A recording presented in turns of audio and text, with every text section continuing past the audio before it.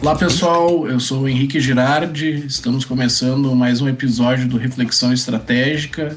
Hoje é dia 30 de julho de 2020. Bom, hoje eu vou conversar com o Ricardo Volbras, que é advogado há 25 anos na área de direito empresarial, diretor da Kimmel, assessor jurídico do Sindicato Nacional das Empresas de Aviação Agrícola. Ricardo, seja bem-vindo, obrigado pela tua participação. Eu quero primeiro deixar o espaço aí para que tu possa te apresentar melhor e, na sequência, a gente vai para as perguntas e para o nosso bate-papo. Seja bem-vindo. Muito obrigado, Henrique. É uma alegria aí poder estar falando contigo, aí, trocar ideias. Nós que advogamos aí, como você disse, há 25 anos aí na área de direito empresarial.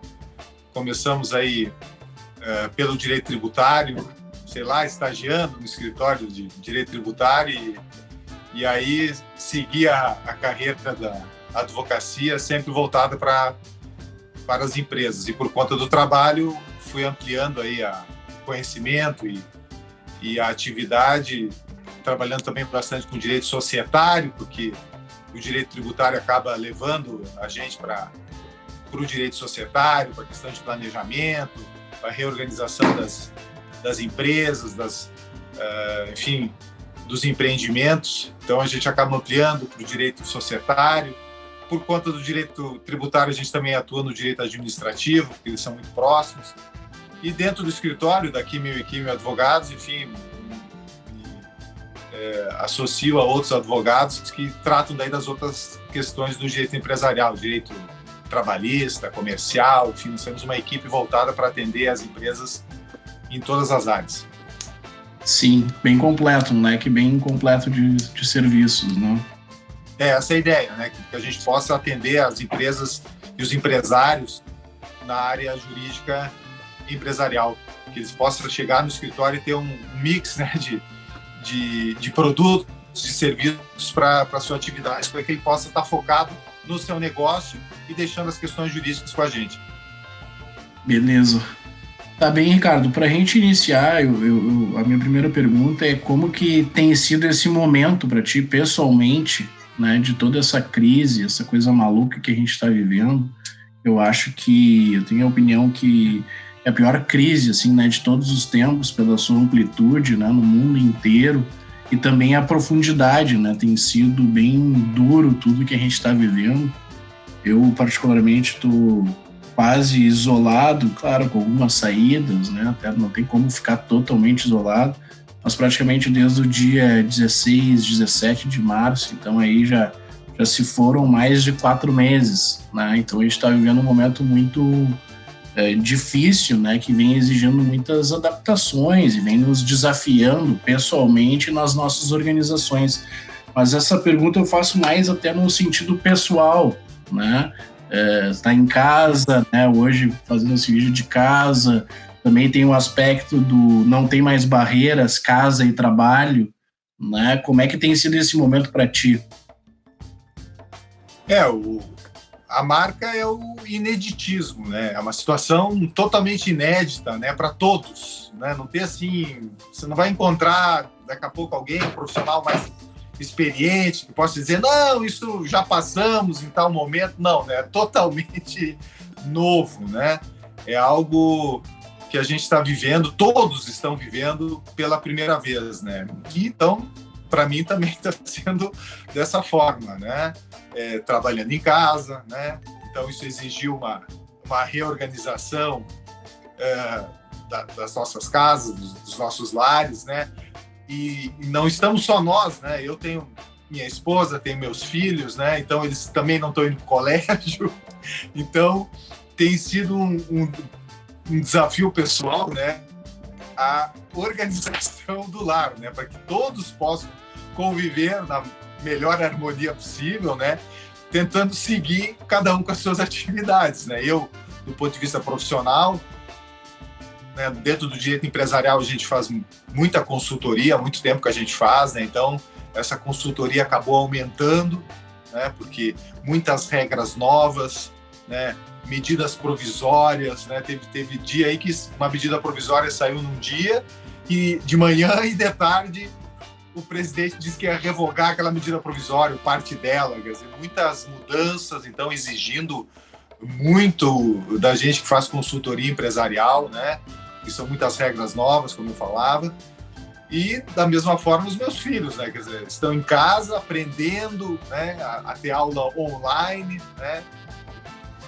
Outros compromissos, outras exigências, né? Isso acaba sendo uma exigência pessoal, né? De cada um, de ter disciplina, de ter horário, né? Diferença daquela coisa de acordar de manhã e ir para o colégio, né? Então, exigiu de forma orgânica, né? De toda a família, uma organização para que todos consigam desenvolver as suas atividades. E, a princípio, até o momento tem sido positivo. Eu confesso que esse convívio maior, né, em família tem sido muito bom. Legal. E tem acontecido muito dentro disso que tu disse, né, enfim, os filhos não vão para o colégio, né, então passa a ter antes tu tinha das 8 às 18 o teu tempo de trabalho, vamos dizer que agora acaba ficando ainda mais dividido com a rotina dos filhos e provavelmente sem o apoio de algum contratado que poderia ajudar de alguma forma, né, partindo do princípio da gente se resguardar a si mesmo. Essas pessoas também vêm nos exigindo essa adaptação, né? Então tem sido, eu tô nos últimos tempos dizendo, não tem mais essas barreiras, né, de casa e trabalho, e também tem sido um momento de adaptação dessa relação, até mesmo dentro das nossas famílias, né, que vamos dizer é o grupo mais próximo. Mas muitas vezes a gente acabava se reunindo toda a família num momento de férias, no final de semana, né? E toda a situação do coronavírus traz esse aspecto totalmente diferente, que nem tu disse, inédito, né? Do ponto de vista... Pode falar. Não, eu ia dizer que a gente já vivia uma certa atividade permanente, né? Principalmente na medida em que você assessora empresas, né? A tecnologia, né? O telefone celular, o WhatsApp, quer dizer, eles já mantinham a gente conectado com o cliente e com o trabalho de forma muito fácil, e muitas vezes a gente extrapolava isso. E a ida ao escritório, a ida à empresa, né, dava uma certa disciplina a isso, né? Então, não, agora eu vou me dedicar a isso. Aí, se eu saía, então você tentava controlar isso. Agora, se perdeu esse controle físico, vamos chamar assim, né? Quer dizer, você está todo o tempo no escritório e no trabalho e em casa, né? Então, é um desafio maior ainda do que já era antes, né? Sim. E a segunda pergunta que eu te faço daí no aspecto profissional, como que tu tá enxergando essa crise, como que tu tá passando por essa crise, digo, dentro do teu escritório, na tua rotina mesmo, né? Já do ponto de vista também da prestação de serviços para os clientes, como que tem sido esse momento para ti mais daí no aspecto profissional? Nós sempre tivemos uma preocupação de estar presente no cliente, né? Próximo ao cliente, para entender as suas necessidades, para entender os problemas que podem surgir, né? Tentando trabalhar numa advocacia preventiva. Então, nós sempre tivemos essa preocupação de estar próximo ao cliente. E isso envolvia viagens, isso envolvia ir até a empresa, até o empresário. Isso agora ficou impossibilitado, né? Ou criou-se uma grande dificuldade, né? Então, tem sido o desafio de desenvolver, né, as tecnologias, de aprender os novos instrumentos, né, que existem, digitais especialmente, para você estar próximo agora digitalmente, né, virtualmente do cliente, né, de modo a não perder esse contato, a não perder o conhecimento do cliente, as necessidades que surgiram, né? Então, o desafio maior foi adaptar essa preocupação que a gente sempre teve de estar próximo ao cliente, agora não mais fisicamente, mas sim virtualmente. e tem, no meu modo de entender, tem se mostrado até bastante positivo, né? Aquilo que muitas vezes a gente tinha uma resistência, seja por questão de cultura, seja por questão de costume, conveniência, comodismo, muitas vezes, não, eu prefiro ir lá, converso lá, né? Vamos tomar um cafezinho, vamos sentar. Claro que tem essa questão do calor humano, né? A gente, na assessoria com os empresários, é muito importante ter esse contato, aprender com eles, né? Mas então está se adaptando a uma adaptação para continuar nesse contato com o cliente via as mídias, né? Via como nós estamos fazendo aqui hoje, né? Quer dizer, ampliei isso, né? E tem sido muito positivo. Os empresários têm aprendido, a gente está ganhando tempo, né? Porque aquilo que eu falava antes, de se deslocar até o empresário, até a empresa, isso levava tempo. Gustavo, evidentemente, não só tempo, mas dinheiro. E daqui a pouco eu tenho casos, o cliente está ligando, não, vamos fazer uma reunião rápida. Chama o contador, que também não está lá, ele está no seu escritório, mais o assessor, mais o seu secretário, mais o diretor, vamos reunir agora, daqui a meia hora, ou à tarde, e já vamos matar essa questão, né? Então, tem sido um reaprender, né? Usando a tecnologia para manter a assessoria e a consultoria empresarial de modo próximo. E talvez, né, se a gente esqueceu, enfim, deixando de lado a questão da presença física, daqui a pouco a gente virtualmente consegue estar até mais presente, porque consegue a agilidade de logo fazer um contato.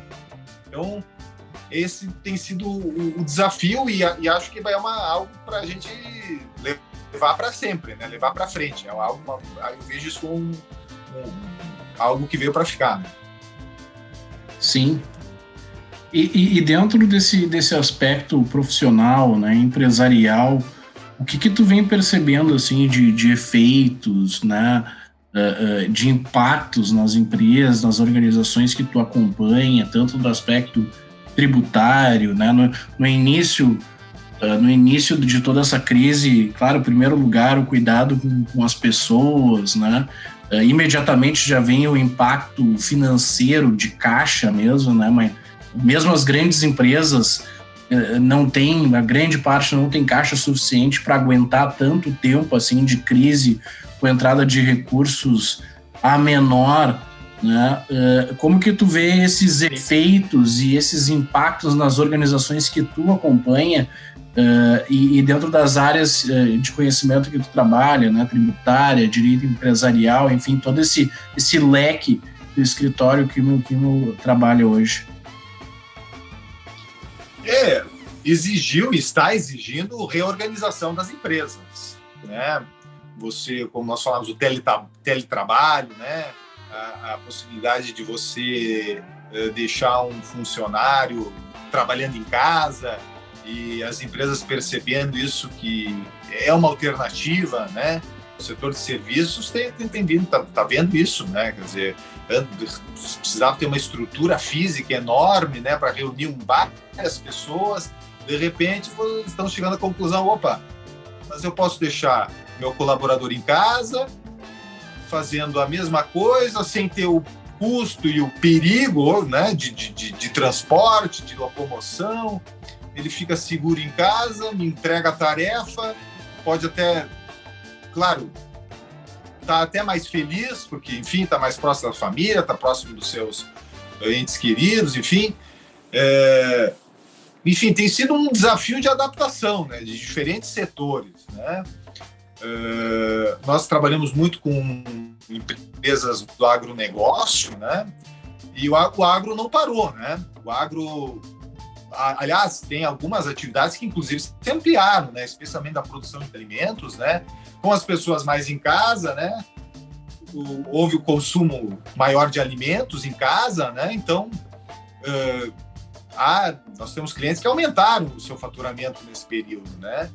E então houve um desafio de encarar isso, de ter que preservar a saúde, como você disse, de muitos colaboradores, diminuir pessoal ou fazer novas escalas de trabalho, né?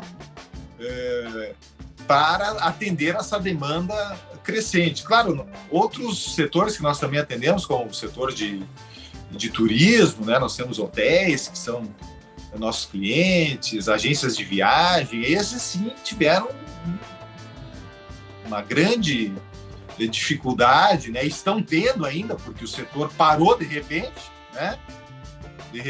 Tinha um faturamento programado, eu até já recebi para fazer eventos, para receber pessoas, né? De repente, de uma hora para outra, tiveram que cerrar as portas e sem faturamento, né? Nós tivemos, no escritório, tivemos que fazer ações para garantir o fornecimento de energia elétrica, porque de uma hora para outra o estabelecimento ficou sem faturamento, não tinha como pagar a conta de energia elétrica, né? Então, são demandas que vieram para nós, causadas pela pandemia.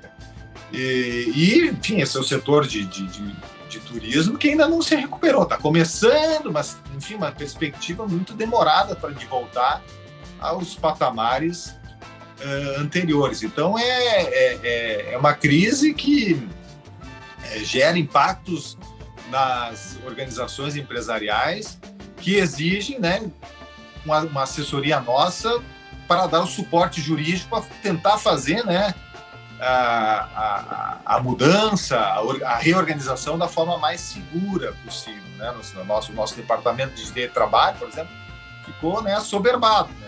Eram muitas regras novas e muitos casos tendo que ser resolvidos de forma customizada, né, como se fala. Quer dizer, dependendo da situação, você tinha que criar uma solução especial, né? Então, aqueles que tiveram que parar era uma coisa, aqueles que tiveram que continuar, mas tinham que diminuir o pessoal, era outra, né? E daqui para frente também tem essa perspectiva agora de saber como vai ficar, né? Setores que ainda não retomaram, né? Outros setores que permaneceram, mas tem essa preocupação de que, bom, as pessoas, né, não faturam, não recebem, têm dificuldade, não compram, né, reduz o faturamento. Então, mesmo aqueles que continuaram, há uma redução, ou enfim, uma preocupação de não ter gastos desnecessários, o que repercute nas empresas, né? Se eu não tenho consumidor, a minha produção acaba sendo... Eu vejo que há uma perspectiva de retomada rápida, né? Alguns têm falado que foi uma queda vertiginosa, né? Mas há uma perspectiva de, no que se estabilizar, também há uma subida, né? Eu já tenho alguns clientes que estão percebendo isso. Mais uma vez no setor de alimentos, né? O setor do agronegócio, né? Houve uma queda de compra, mas na medida que as pessoas começam a ter, né, uma perspectiva de melhora e que, né, as pessoas voltem a circular mais, né, há uma perspectiva de ter um aumento mais rápido também de receitas, né? Sim, e até te pergunto, dentro do aspecto societário, né, do direito societário, fazendo uma relação, claro, é um pouco diferente, mas sem essas barreiras do trabalho, todo mundo em casa, tem muita brincadeira de quantidade grande de separações, né? Levando isso para o aspecto das empresas, muitos conflitos societários nesse momento. Te pergunto também porque toda essa crise está levando as empresas a um nível de estresse assim nunca visto, né, por toda a situação. Tu vem percebendo algumas mudanças ou um aumento de conflito societário nesse momento? Sim, especialmente se há uma relação já conflituosa, né? Se a coisa já não vinha bem, né? Então, no momento de crise, os problemas acabam sendo assoberbados, né? Acabam sendo multiplicados. Então, se você tem um sócio que não colabora, né, que não está dando, né, a sua devida contribuição combinada para o negócio, ou daqui a pouco até está querendo sair daquele negócio, isso também tem acontecido. Não, entrei, agora eu vou sair o quanto antes, né? Então, tem acontecido sim. A gente trabalha muito também nessa área da forma preventiva, quer dizer, procurando assessorar os empresários para que eles tenham um arranjo, né, uma organização societária que também preveja solução de conflitos, né?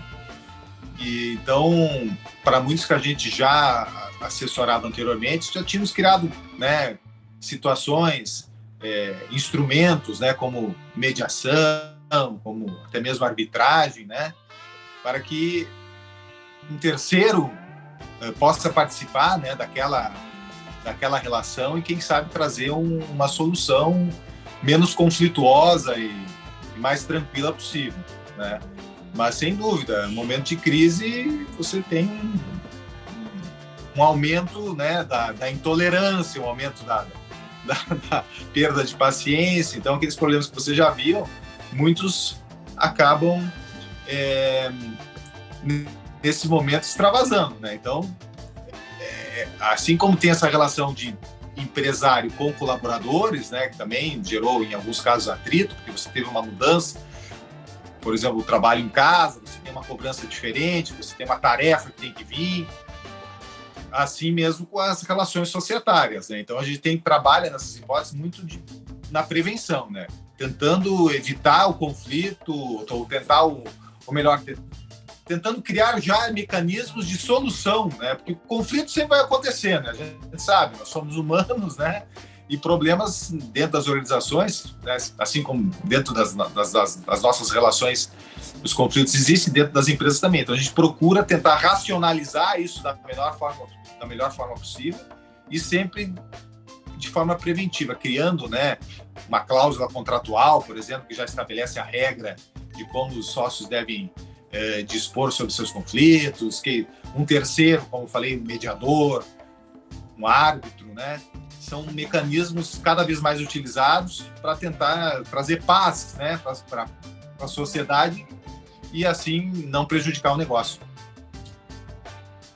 Sim, até te fiz essa pergunta porque eu até pela natureza do trabalho, venho cada vez mais me interessando e estudando a questão de mediação e percebo, né, que nesse momento de estresse, bem que tu disse, tanto societário quanto gestão ou proprietários e colaboradores, é um momento de estresse grande, né, que num momento de crise grande é natural que as pessoas tentem, sempre é assim, né, a busca do seu autointeresse, a busca de conquistar aquilo focando no seu próprio interesse, e no momento desses isso fica ainda mais claro, né, pela natureza do que a gente está vivendo de estresse.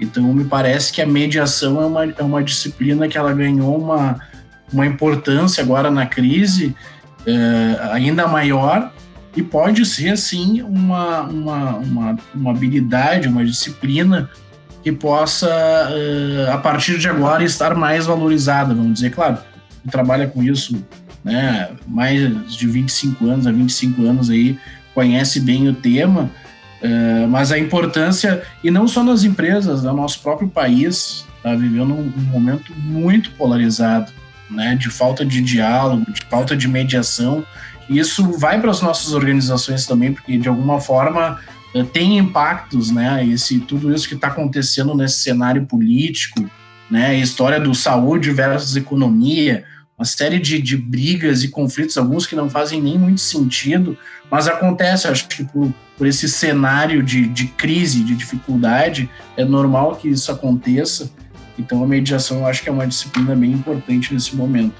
Também queria te perguntar que... Pode falar.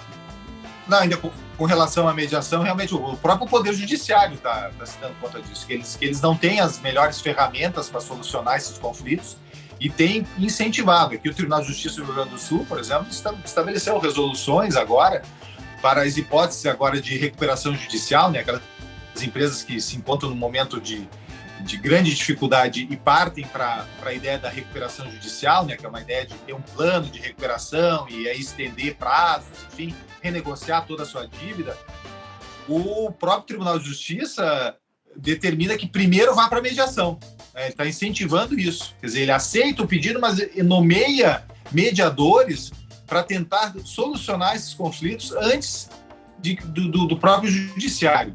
A mesma coisa tem, ideia tem o CNJ, né, o Conselho Nacional de justiça, incentivando muito a mediação. E na empresarial, isso aí já tem um grande trabalho já desenvolvido, aí tem profissionais específicos nessa área, e nós temos incentivado muito isso, porque isso é muito melhor você ter uma solução mediada, né, do que entrar numa longa e custosa discussão judicial, né? Então, é algo que nós temos incentivado muito os clientes aí.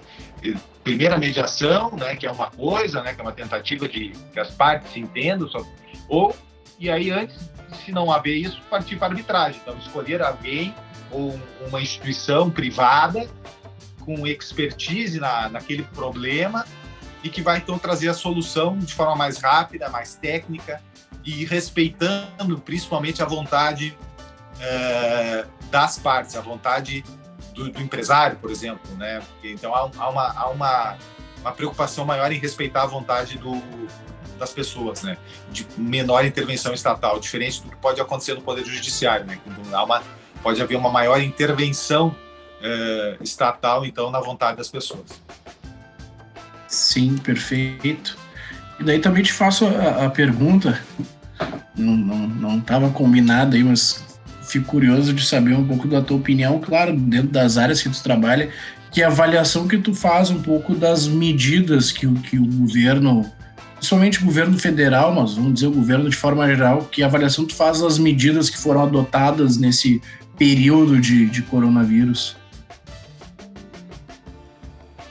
Eles, no início, houve aí um titubeio, aí eles também, né, como nós, foram pegos aí de surpresa, podemos dizer assim, ou pela novidade, né, da situação, uma situação totalmente inesperada.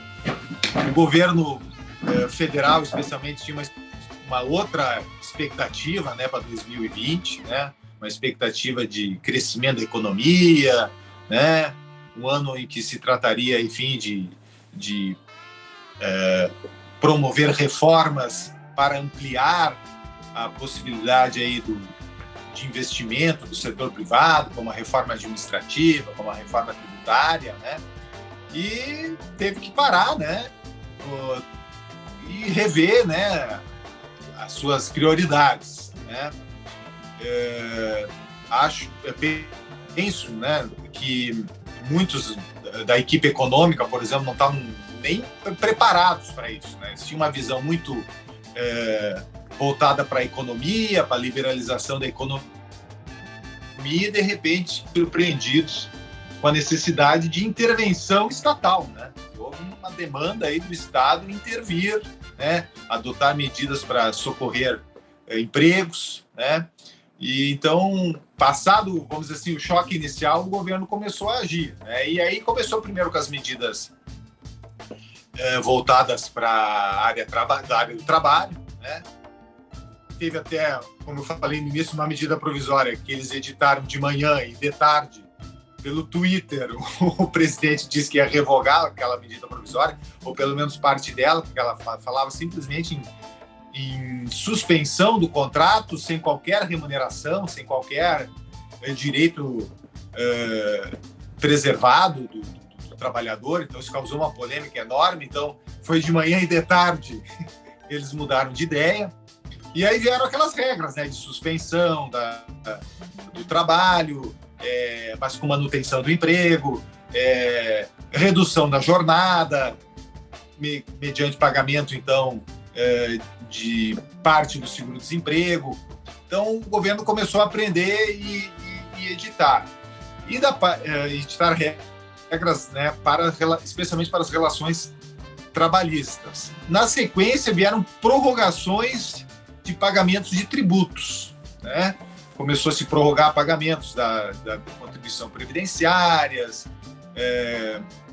prorrogar pagamentos de contribuições sobre a receita, né? Como o PIS, o COFINS, mas não houve ainda uma redução da carga tributária, né? Está tudo começando a estourar agora, né? Agosto, setembro, outubro, as empresas vão sentir um impacto forte, né? Porque elas vão ter que pagar o que está vencendo naquele mês, em agosto, setembro e outubro, mais o que ficou prorrogado, O governo não vai deixar de cobrar.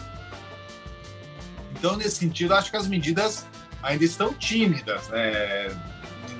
Se a empresa não tinha condições de pagar em março, abril e maio, a dificuldade continua em muitos setores, né? Como nós falamos, por exemplo, o setor de hotéis, né? O setor de turismo.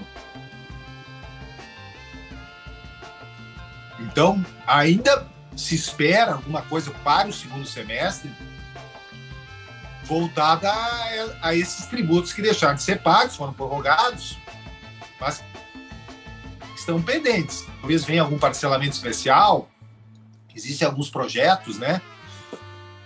Desculpa. O governo, desde o ano passado, tem trabalhado muito na questão da transação, né? É uma novidade, embora prevista no Código Tributário Nacional desde a década de 1960, nunca foi regulamentado. E apenas no ano passado é que saiu uma lei para tratar da transação penal, ou seja, a transação tributária, onde a perspectiva de haver uma análise por parte da Procuradoria da Fazenda Nacional das condições da empresa, da forma como ela pode pagar aquele seu débito e com a possibilidade de redução de até 50% das multas e juros, né? Então, o governo acredita muito nessa possibilidade, mas ainda há vamos dizer assim, ainda está muito engessado, quer dizer, as possibilidades ainda não são muitas, são poucas as formas ainda de fazer isso. Então, eu acredito que o governo tem ainda uma necessidade, fala muito da reforma tributária, que até agora o que veio foi só uma união do PIS e COFINS, né, para criar uma contribuição só. É algo positivo, porque há uma burocracia muito grande, né? Quer dizer, além da questão financeira, você tem uma obrigação pesada para pagar, você também tem muitas obrigações acessórias, né? É muito burocrático atender o sistema tributário brasileiro, né? Então, você, de duas, criar uma já ajuda, né? Mas é muito tímido, E, então, o governo promete aí, com novas etapas dessa reforma tributária, mas há uma perspectiva que começa a ser muito negativa, porque se o governo gastou muito, né, nessa pandemia, está gastando ainda, tem necessidade de caixa, fazer uma reforma tributária, né, há uma preocupação de que vai ficar muito voltada para o caixa do governo, né? Quando deveria ser, né, a perspectiva, que é o que o empresariado espera, o setor privado espera, que haja uma diminuição de encargos, né, que o sistema fique mais simples, né, que não custe tanto do ponto de vista financeiro como também organizacional. Sim, até vi há pouco numa manchete de um jornal do comentário do Rodrigo Maia dizendo que o governo vai ter que... Só falta o governo agora bolar a estratégia de chamar a CPMF ou qualquer outro aumento de imposto, algum termo em inglês, para que as pessoas não entendam, porque exatamente esse o dilema, né?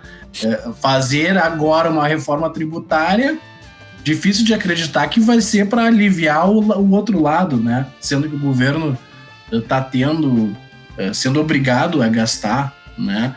E isso também cria um cenário em que o problema fiscal do Brasil, do governo, já era um problema gigantesco, que agora passou a ser uma coisa aonde que nós vamos parar exatamente e o que o governo vai fazer para tentar reequilibrar pelo menos no que tinha anterior à crise, né? Então é um cenário muito incerto, assim, né? O que eu acho que o governo falha é não propor justamente medidas de redução de custo onde tem que reduzir, quer dizer, e não está exigindo a parcela de contribuição daqueles que estão estáveis, né? Que é o funcionalismo, especialmente daquele funcionalismo que ganha grandes salários, né? Que tem grandes remunerações, né? Me parece que seria o momento de exigir a contribuição deles. Se o setor privado está sofrendo, muitos não conseguem nem trabalhar, né? Muitos negócios vão fechar, outros tiveram redução do seu salário, né? Redução de jornada, redução de salário. E o que o funcionalismo público está contribuindo? Qual é a parcela que essa grande massa de privilegiados, porque tem estabilidade, né, muitos com alto salário, qual é a contribuição que eles estão dando? E o governo deveria puxar isso. Olha, vocês que ganham tanto, vocês agora, nos próximos 2 anos, vocês têm que dar uma contribuição do valor X. É o momento político para isso. Quer dizer, o Congresso não vai ser contra isso, né? A sociedade pede isso também. Mas não está vendo. Acho que a grande falha hoje do governo federal, que você falava, é não propor isso. É propor medidas para redução onde pode reduzir. É a reforma administrativa, né, que se fala, que se propôs até no início, foi até no final do ano passado, se não me engano, foi até encaminhado, por exemplo, a redução de municípios, né, que é muito polêmica, né, porque afinal de contas os deputados têm como seus cabos eleitorais os vereadores lá nos municípios, né? Então a gente sabe da dificuldade política para isso ir adiante, mas esse é o momento. Não vejo outro momento melhor para isso. Olha, nós precisamos reduzir o Estado brasileiro, nós precisamos reduzir os gastos naquilo que não é prioridade. Então, temos que diminuir municípios que são inviáveis, municípios que não têm nem 10% de arrecadação própria, né? Que município é esse? É só um gastador de dinheiro alheio, né? Funcionalismo, muitos, né, especialmente na carreira jurídica que conheço, existem verdadeiras castas, né, de pessoas que ganham muito bem, né, e que não estão dando nenhuma contribuição financeira, né, para essa crise. É aí que o governo falha. Esse era o momento de pedir a reforma nessas áreas, mas até agora, né, não tem acontecido, no meu modo de entender. Sim, que nem tu comentou, acho que bem pontuado, né? A gente, primeiro, esse comentário da reforma tributária, de que não vai... difícil de acreditar que o governo vai adotar essa postura que vai beneficiar, vamos dizer, vai aliviar o lado das empresas, o lado privado, das organizações, num momento em que ele está gastando demais. E, por outro lado, isso que tu está dizendo, né? Agora seria o contexto de fazer uma reforma administrativa, que já se sabe há anos que é necessário. O próprio governo foi eleito em cima dessas agendas, dessas reformas, né? E já se criou uma expectativa de que isso, inclusive, claro, agora com o coronavírus atrapalha, mas também é um contexto bom, de que essas reformas já deveriam estar tramitando, essas reformas já deveriam estar sendo discutidas, né? E isso não vem acontecendo. Aí eu acho que esse contexto ele é interessante, porque ele tem uma série de dilemas, que nem tu comentou. Tu pega pega o ministro da Economia, tu pega a equipe econômica, né, uma equipe que se diz liberal, né, economicamente, ela se viu numa situação em que ela teve que intervir, porque não tinha saída, né? Mas, ao mesmo tempo, essa intervenção ela não precisa ser total. Esse lado da reforma administrativa também poderia servir para diminuir o tamanho, a complexidade do governo, e não se faz, né? Não se faz. Então, são dilemas que o próprio governo está vivendo, e que vai ser interessante ver como é que vão ser os próximos meses, porque a gente também sabe, a crise, há 2, 3 meses atrás, pelo menos eu acreditava, era mais otimista do que eu sou hoje.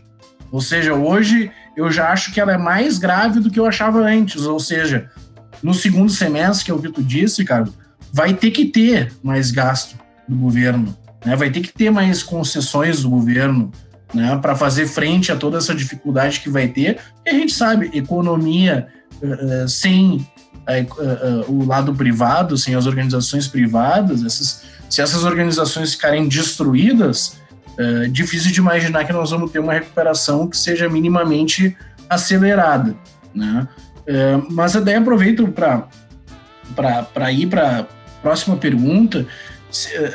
Dentro dessa crise, né, tu acredita realmente que a gente tenha mudanças profundas na nossa sociedade que devem permanecer depois da retomada dos negócios, Tu comentou, por exemplo, o setor de turismo, né, entretenimento, turismo.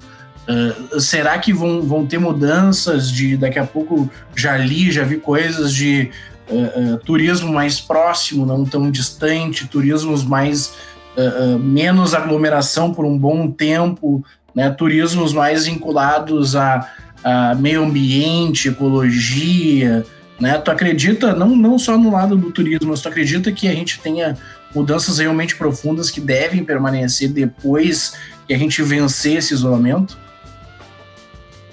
Acredito sim, né? Esse período em casa, né? As pessoas estão voltando o seu olhar novamente para seus lares, né?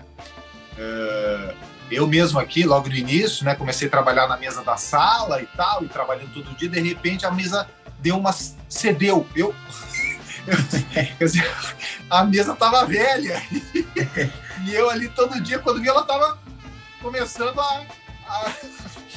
tava quebrando a mesa, né? Então eu me vi com a necessidade de comprar uma mesa nova, né, para minha sala e estabelecer uma estrutura melhor, né, para mim poder trabalhar, para eu poder trabalhar, os meus filhos poderem estudar, né? Daqui a pouco eu já me vi comprando folhagens, flores para minha casa, né? Então eu percebo isso muito, um olhar que as pessoas vão ter mais para seus lares, né? Acho que voltando à questão da mesa, me lembro que eu fui na loja, então naquele período a loja estava aberta aqui em Porto Alegre. E aí até perguntei, e aí, como é que está sendo? Olha, nunca vendemos tanto. Começamos a vender mesa por telefone, coisa que nós nunca fizemos. As pessoas ligavam para mim, não, me manda a mesa, porque eu preciso, né?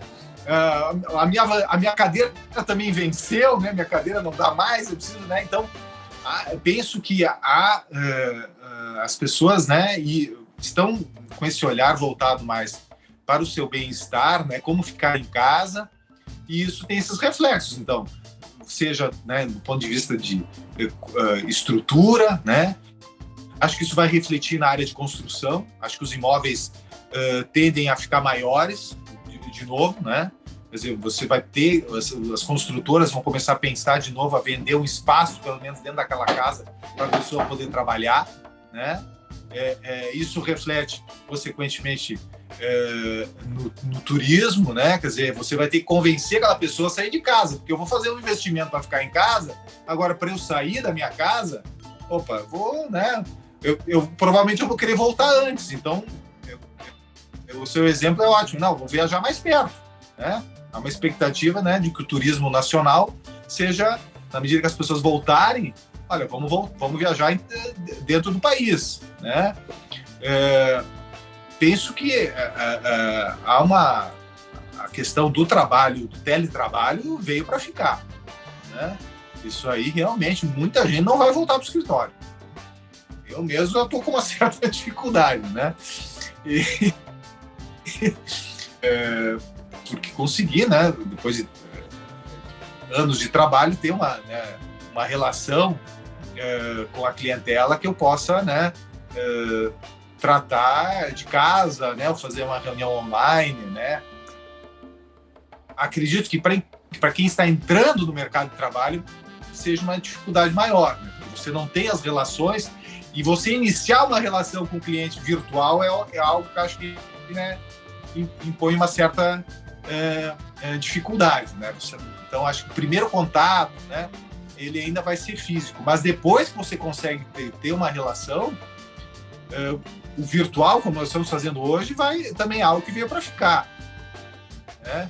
Do ponto de vista do judiciário, já vinha, né, os processos vinham já se tornando eletrônicos, né? Aqui no Rio Grande do Sul que nós ainda estávamos um pouco atrasados, né? O nosso Tribunal de Justiça resolveu investir num prédio de mais de 10 andares e no segundo prédio, né, enquanto a parte eletrônica ficava para trás, né? E agora se viu, né, atropelado pelos fatos e teve que iniciar de forma mais acelerada as audiências virtuais também. Eu mesmo fiz algumas aí nesse período aí, Então, fiz dentro da minha casa, né? O julgador na sua casa e a outra parte no seu escritório, enfim. Então, são coisas que também vieram para ficar, né?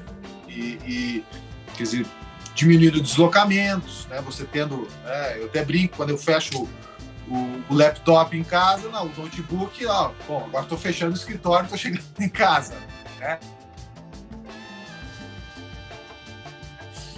Então, são coisas que vieram para ficar, para diminuir a locomoção, para você ficar mais próximo dos seus, e com isso você ter uma nova relação com seus clientes. Sim, perfeito.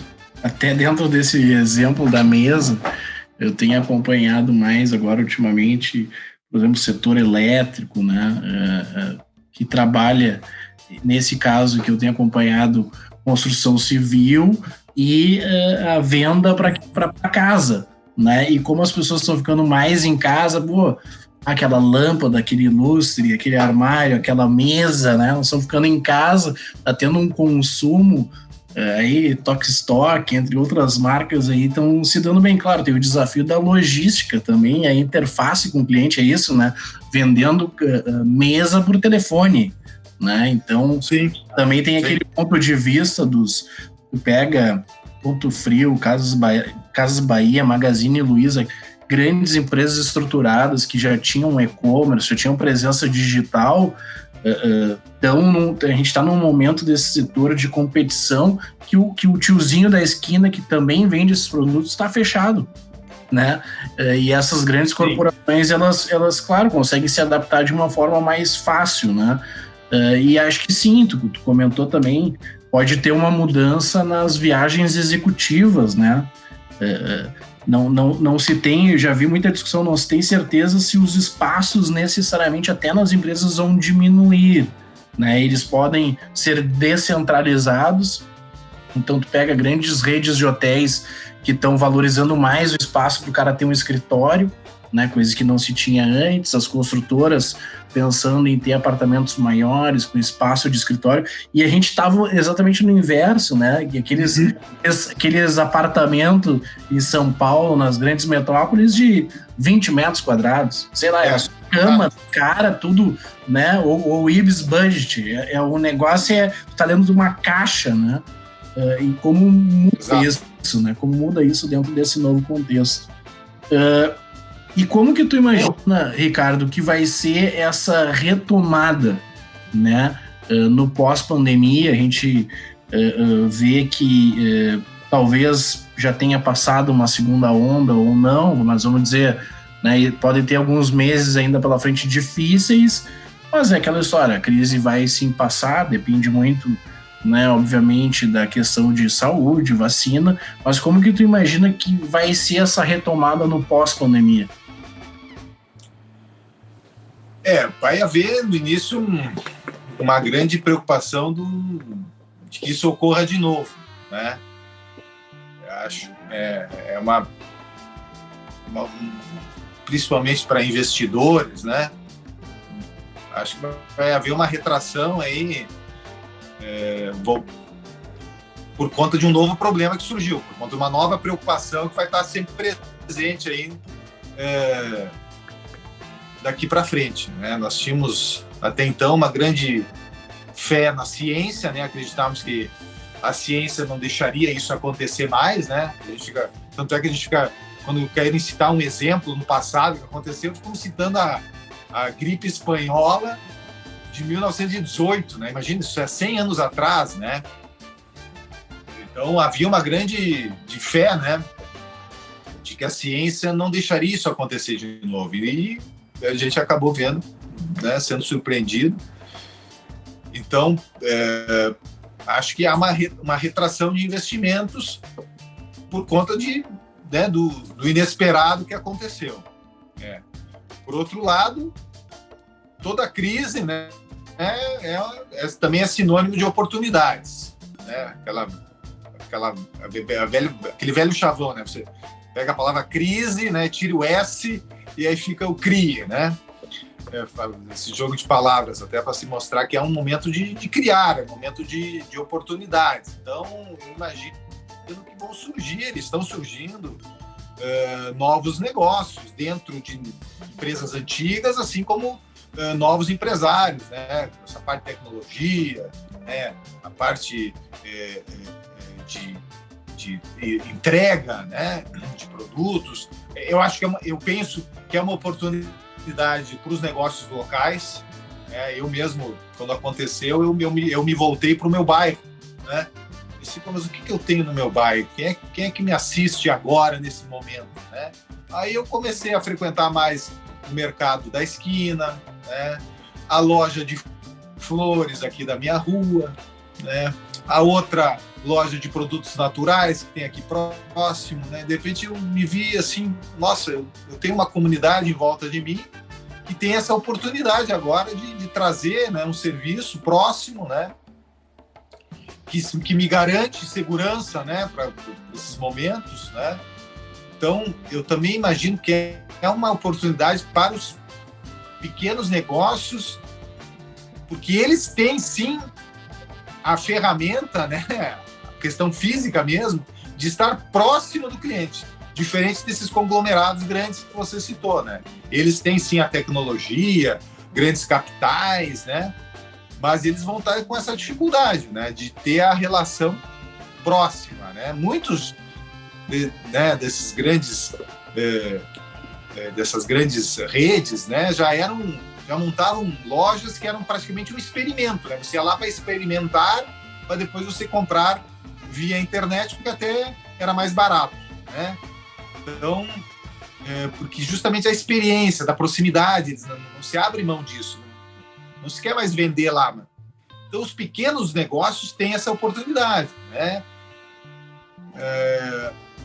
Então, eu vejo muita, como toda crise, né? Muita oportunidade para quem saiba se adaptar, né? E entender o que as pessoas vão estar buscando. Perfeito.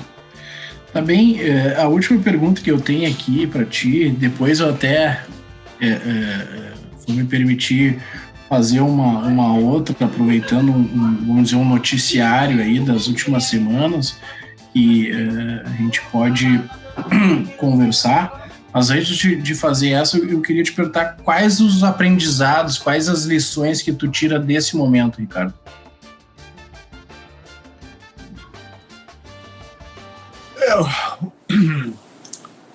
Acho assim, um dos principais é não deixar problemas se acumularem, né? Não deixar conflitos sem solução, né? Então, nesses momentos que você está em crise, daí esses problemas, esses conflitos acabam se exacerbando, há um aumento, né? Eles podem até fugir do seu controle, né? Então, no celular, por exemplo, né? Quando começou a pandemia, felizmente eu pude olhar para minha casa, olhar para minha esposa e dizer, pô, que bom que a gente cuida na nossa casa, né? Porque agora que a gente pôde ficar mais tempo, eu estou vendo que, claro, sempre tem alguma coisa para melhorar, como tudo na vida, né? Mas pelo menos ela tinha uma estrutura, uma forma como a gente gosta, como a gente quer. A casa não era um problema, pelo contrário, ela era um lugar acolhedor, né? E a mesma coisa com a relação com as pessoas, né? Felizmente, também, dentro do meu lar, nós temos, né? Óbvio que problemas acontecem, conflitos, né? Frustrações, né? Recíprocas, mas que a gente consegue resolver eles de forma mais rápida possível, porque para a gente poder estar pronto para enfrentar crises como essas juntos, né? Mesma coisa dentro das organizações, né? Aquelas organizações que estão com conflitos ou com problemas acumulados agora estão enfrentando, né, maiores dificuldades, né? Vocês falavam dos sócios, né? Aqueles sócios que já estavam em conflitos agora com problema de caixa, problema de tomada de decisão, só aumentou, né? Só aumentou o problema. Então, certamente são as empresas que com maior facilidade vão ter que encarar uma recuperação judicial, até mesmo um processo de falência. Então, é importante, é o que a gente tenta trabalhar no escritório, sendo que é a advocacia preventiva, né? Não, tenta resolver os problemas antes e sonhos, né? Se você sabe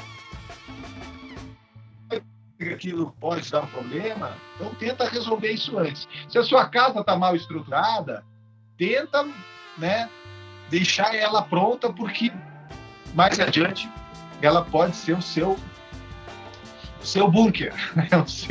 o seu castelo, onde você vai ter que estar preparado para enfrentar as dificuldades. Perfeito. Tá bem, Ricardo. Antes de finalizar, eu queria te fazer uma pergunta, mas não só no aspecto desse caso em si, né? A gente tem, acho que tu deve ter acompanhado também nas últimas semanas um conflito grande, né? Por exemplo, dentro da empresa iFood, né? O conflito entre a empresa e os seus entregadores, né? Questão trabalhista de direitos, condições de trabalho, né? Que é um conflito muito semelhante com a própria Uber, né? Essas empresas novas que se estruturaram nos últimos anos, que inclusive surgiram antes mesmo de ter leis estruturadas sobre isso, né? Do governo ter um aparato para poder discutir isso. Então essas empresas também acabam por um tempo navegando num oceano sem uma regulamentação talvez tão clara, e a necessidade de ter essa discussão. Mas a minha pergunta é se tu tem acompanhado esse caso, o que tu acha desse caso, não especificamente no caso em si, porque ele traz mudanças que me parece que são profundas, que é o caso a questão da pejotização, a questão da cada vez mais as pessoas, daqui a pouco o cara é Uber, o cara tem outra atividade, o cara tem 2, 3 atividades, o cara é obrigado, né? Não só obrigado, mas algumas pessoas querem isso, de ter várias atividades, ter vários jobs, vamos dizer, né? Não sei se tu tem acompanhado esse caso, como advogado, de que forma que tu vê esse tipo de conflito, né? Vi também especulações do tipo, bom, a própria parte dos motoristas, daqui a pouco, reunindo, se organizando, podem fazer uma cooperativa e concorrer com a própria marca, né, que estruturou todo esse mercado.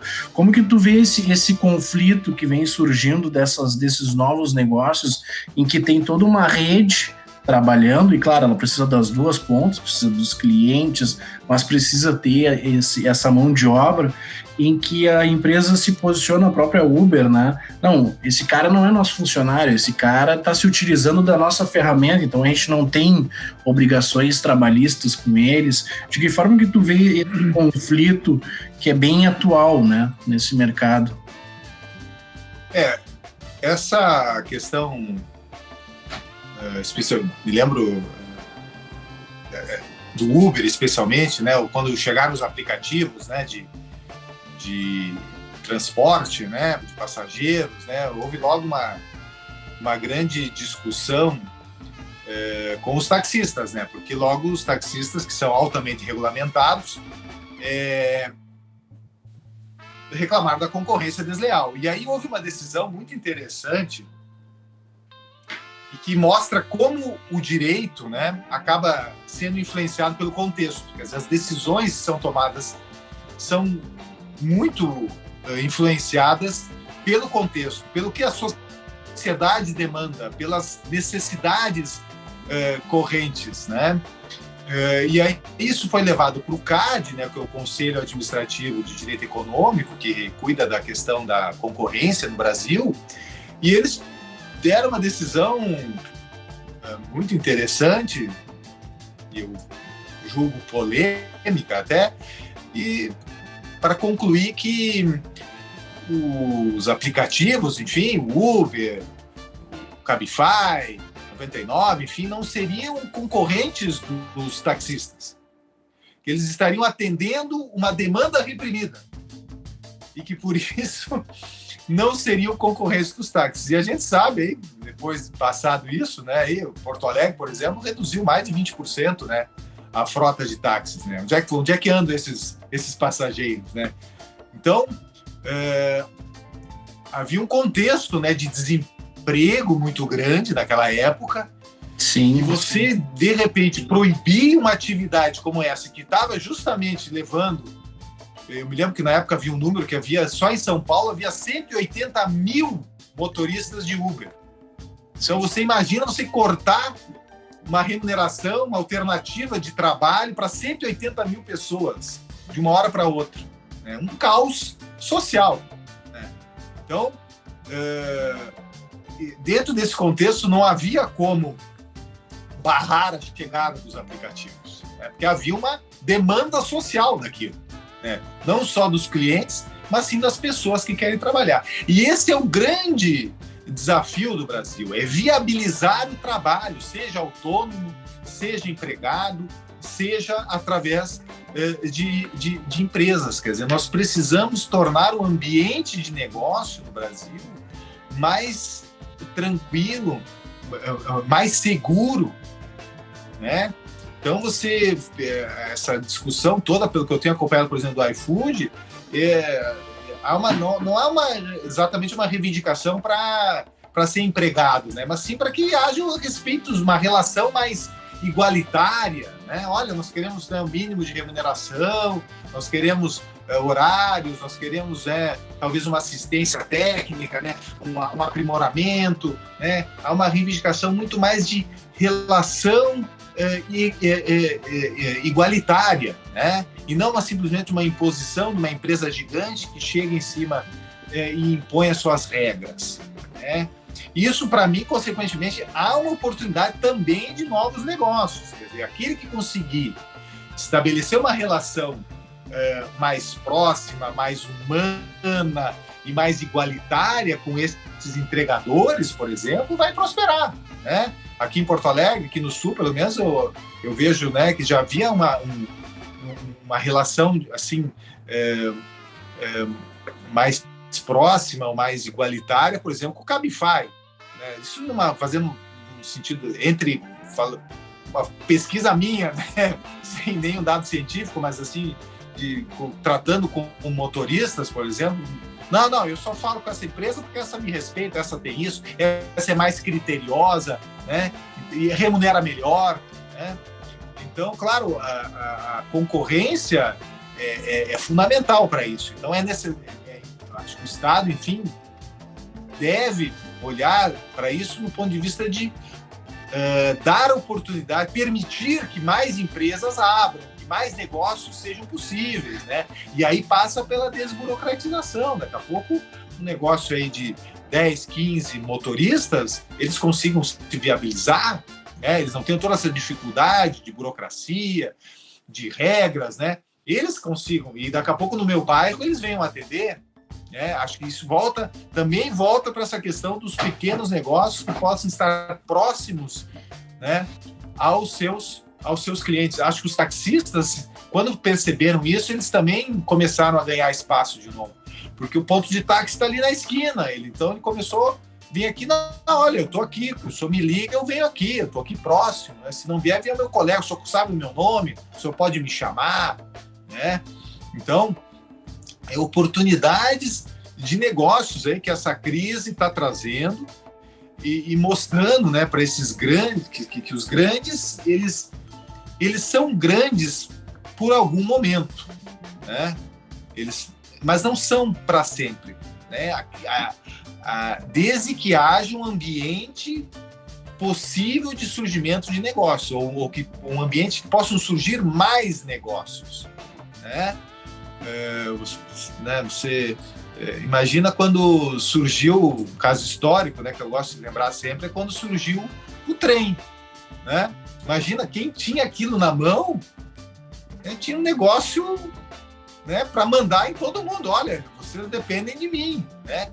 Mas depois surgiu o carro, surgiu o avião comercial, né? Tem toda a parte dos navios, enfim. Hoje nós temos aí todas as outras opções aí de ferramentas aí de mobilidade. Então, o que a sociedade deve se preocupar e levar isso para que o governo trabalhe nesse sentido é dar mais liberdade para as pessoas empreender, que seja menos burocrático abrir um negócio, que seja menos custoso, quer dizer, que eu tenha menos tributos a pagar ou menos burocracia a cumprir, que seja mais simples entender, que qualquer pessoa possa tocar o seu negócio sem estar preocupado que daqui para frente ele vai ser surpreendido com uma fiscalização e vai receber uma multa monstruosa que vai inviabilizar o seu negócio para sempre. Então, há necessidade de criar um bom ambiente de negócio. E aí, sim, essas grandes empresas que você citou, elas vão estar sempre sujeitas a serem, a perderem negócios por conta de novos empreendimentos que vão surgir. Perfeito. Tá bem, Ricardo. Te agradeço a tua disponibilidade, o nosso bate-papo. Para mim foi muito proveitoso aí te escutar, trocar essas ideias, ter a tua visão, a tua opinião sobre esses temas, né? Saber como que tu está encarando toda essa crise, todo esse momento difícil, né? Acho que sim, né, a importância de um ambiente de negócios, né? Acho que é isso que está por trás, né? E a ideia do nosso canal é realmente propor reflexões dentro desses temas de gestão e de negócios e que a gente possa ir trocando ideia. Então, te agradeço muito pelo teu tempo, pelas tuas contribuições e certamente aí em breve a gente volta a falar e fazer um novo bate-papo. Te agradeço muito. Eu que agradeço, Henrique. Foi um prazer aí falar contigo. Também aprendo muito contigo aí com a tua empresa e estou à disposição, hein, com certeza, para a gente continuar essa conversa, que realmente reflexão estratégica é o que a gente mais precisa. Maravilha. Obrigado, Ricardo. Grande abraço. Um abraço para toda a tua família. Obrigado. E bons negócios para a gente. Obrigado, igualmente. Um abraço para os teus também. Valeu.